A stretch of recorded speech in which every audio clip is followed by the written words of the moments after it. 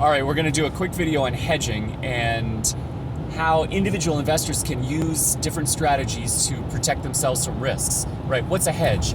A hedge is just an instrument that has performance opposite from some other instrument.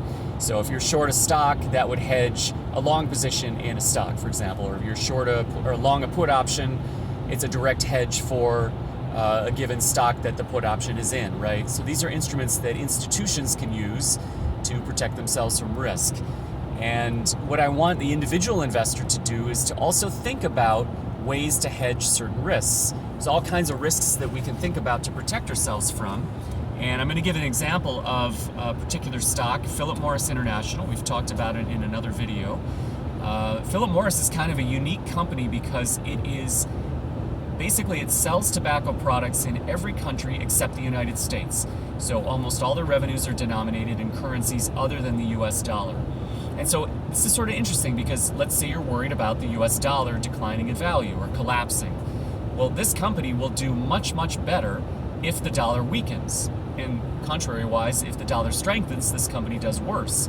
And so one way to think about hedging yourself from dollar risk is to find a company that has all of its revenues or all of its profits in other currencies. And so this is one way to think about a hedge. It may not be a one-for-one exact hedge, but it is a type of way that you can protect yourself. Likewise, let's say you're worried about inflation. Well, a very easy way to protect yourself from inflation is to invest in some company that has exposure to commodities. And so a gold mining company would be a great example of a company that would become more valuable in an environment where inflation started to increase, or a copper mining company, or a lithium mining company. So you want to think about what kind of stock you could look at that would have real exposure to direct exposure to real assets. So the idea behind this video is that you can apply creative thinking and you can find interesting ways to hedge yourself, to protect yourself from given risks. And you don't have to be some big institutional investor that buys credit default swaps or whatever.